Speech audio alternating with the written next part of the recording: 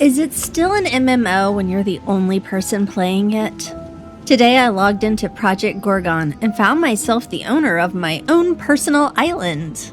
It's a bit eerie, but it's the perfect time to finally find the exit to this beginner tutorial, even if it means I die doing it. Death in this game isn't like other MMOs. I was surprised, but then again, this game has been full of surprises. Join me as I head back into the weird and wonderful world of Project Gorgon. It's been a couple weeks since I logged into this game, and wow, what a difference. Here's footage from my first playthrough, and here's footage from today. It's like I'm the sole proprietor of a private island. I was planning to leave, but since the game has granted me free reign to dispatch every living creature that crosses my path, I decided to linger a bit longer for some professional development. I paid a visit to my most cherished confidant, Yurra. We have become quite close, though her conversational tastes have grown rather, ossified. It appears she now exclusively accepts skeletal remains as the currency of our affection. I considered maxing out companionship with her, but watching me hand over rib cages for 3 hours is a cruelty that I shall not inflict upon you. I threw her a few bones, but eventually decided to leave both her and the island.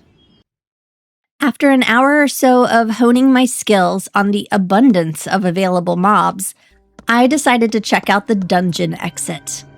I headed to the records facility. At first, I thought that the exit might be down the hall, the one that gives you that warning sound. This actually leads you to Gajus the Broken, sometimes referred to as Gajus the Big-Headed. When you approach this area in the records facility, the screen turns red, alarms sound, and text appear to warn you of a dangerous encounter that will change your character. If you die to Gajus, you receive a curse that makes your head extremely large. You cure this by coming back and slaying him. You may also, of course, just enjoy your big head instead. I am told it's considered newbie tradition to get killed by Gajus to experience the curse, and then return later to help defeat him and remove it. There were not enough players in the area for me to make this attempt, so I proceeded a different way.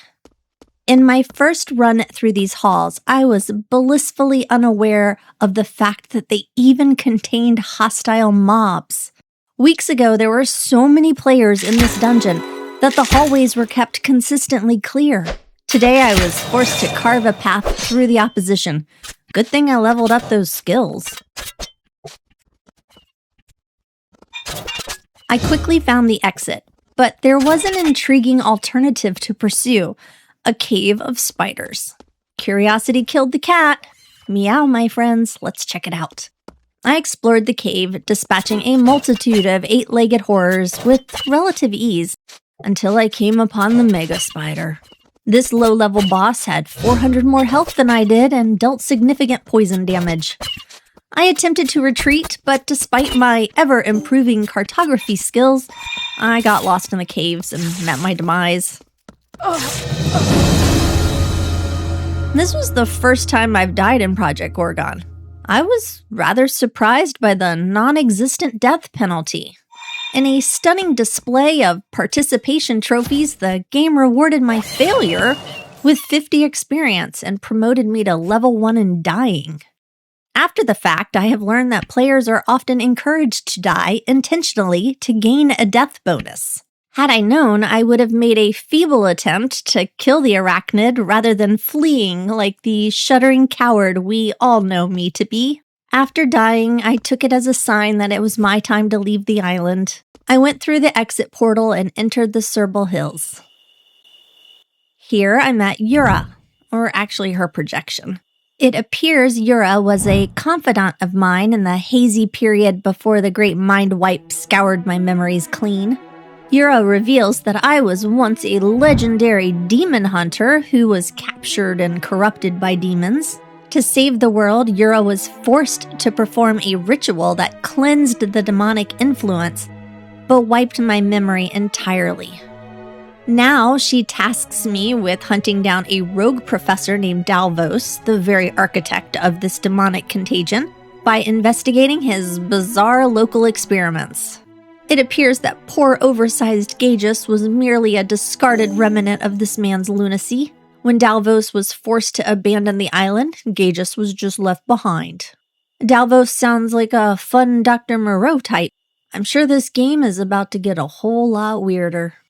Well, from legendary demon hunter to person who gets lost in a spider cave and levels up by dying, I've already had quite the character arc. I'm definitely interested to see where this will go. Until next time, keep exploring, and I'll see you in the next world.